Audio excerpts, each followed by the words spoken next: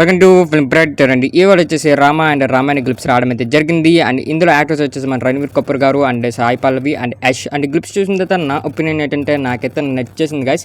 And main ఈ movie మీ అందరికీ తెలిసిందే, మనకు 4,000 కోట్లు పెట్టి మనకి తీయబోతున్నారు అనేసి. అండ్ ఈ మూవీలో ఎడిటింగ్స్ నాకు కొద్ది మైనస్ అనిపించాయి భయ్య, ఎందుకంటే ఆదిపురుషు మన అందరికీ తెలిసింది ఎందుకు దెబ్బేసిందో. అండ్ మెయిన్ వచ్చేసి ఇందులో కూడా కొన్ని షార్ట్స్ కొద్ది దెబ్బేసే టైప్లో అనిపించాయి, మెయిన్ ఎడిటింగ్ సీన్స్ అనమాట. అండ్ ఫస్ట్ ఈ గ్లిప్స్ స్టార్ట్ అయినప్పుడు మనకు పెద్ద రాక్షసుడు అయితే రావడం అయితే జరుగుతుంది. బట్ అక్కడ కొద్దిగా దెబ్బేసిందిరా అన్నట్టు నాకు అనిపించింది, ఎందుకంటే 4,000 కోట్లు పెట్టి అసలు ఎందుకు విలన్స్ని అంతగా ఈజీగా చూపించేశారు. అండ్ మెయిన్ వచ్చేసి ఆ రాక్షసుని చూస్తే ఎక్కడ భయపడినట్టు నాకు అనిపించలే.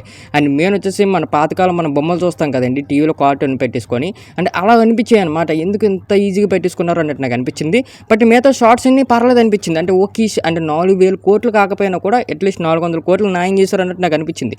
అండ్ మెయిన్ వచ్చేసి గ్లిప్స్ ఎండింగ్ వచ్చేసరికి కూడా అండ్ బ్యూటిఫుల్గా క్యాప్చర్ చేశారు ఒక సీన్, చాలా బాగా నచ్చింది.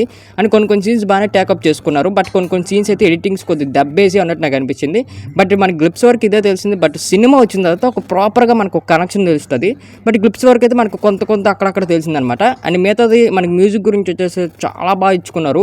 అండ్ మెయిన్ ఇయర్ బడ్స్లో మీరు వింటే మాత్రం మంచి ఎక్స్పీరియన్స్ అయితే మీకు కలుగుతుంది అనమాట. ఎందుకంటే మనకి ఆ మ్యూజిక్ అనేది వెల్ సెటెడ్గా ఇచ్చుకున్నారు. అండ్ మెయిన్ వచ్చేసి ఆ సీన్స్ ఎలాగైతే పెట్టుకున్నారో అండ్ గ్లిప్స్ కూడా మనకి వెనక మ్యూజిక్ కూడా అని నీట్గా ఎస్టాబ్లిష్ చేశారు అంటూ నాకు అనిపించింది. అండ్ మెయిన్ రణవీర్ కపూర్ గారి గురించి మాట్లాడుకోవాలంటే టూ గుడ్ బై మామూలు కాదు, ఎందుకంటే రాముడు క్యారెక్టర్లో అయితే చాలా బాగా ఇచ్చుకున్నారు అన్నట్టు నాకు అనిపించింది. అండ్ మెయిన్ వచ్చేసి అండ్ నిజంగా రాముని చూస్తున్నట్టు ఒక ఫీల్ అయితే మనకి తెచ్చారు. అండ్ మెయిన్ వచ్చేసి రణవీర్ కపూర్ గారిని అయితే అంత బాగా బ్యూటిఫుల్గా క్యాప్చర్ చేశారు. బట్ ఈ క్లిప్స్లోని మనకి అంటే మన యష్ గారి గురించి అయితే పెద్దగా రివీల్ చేయలేదన్నమాట. అండ్ లాస్ట్లో ఒక బ్యాక్ డ్రాప్ ఇస్తారు కానీ బట్ అది పెద్దగా అనిపించలేదు. బట్ అక్కడికి వచ్చి ఎడిటింగ్ సీన్స్ మాత్రం కొద్ది పర్లేదు అన్నట్టు నాకు అనిపించింది లాస్ట్ గ్లిప్స్ ఎండ్ అయ్యే టైంకి.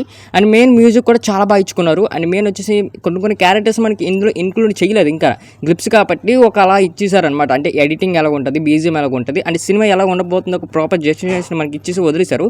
బట్ ఇందులో కొన్ని బాగా చూపించారు. అంటే ఆ జలపాతాలు కానీ అండ్ మెయిన్ వచ్చేసి మన రణవీర్ కపూర్ కానీ అండ్ కొన్ని సీన్స్ కొన్ని షార్ట్స్ కానీ అండ్ మెయిన్ వచ్చేసి ఆ యాక్షన్ సీన్స్ కానీ అండ్ బాగా ఇచ్చుకున్నారు అన్నట్టు నాకు అనిపించింది. బట్ ఆ రాక్షసుడు వచ్చినప్పుడే కొద్ది ఎడిటింగ్ దెబ్బేసింది ఏమో అన్నట్టు నాకు కొన్ని సీన్స్లో అనిపించింది.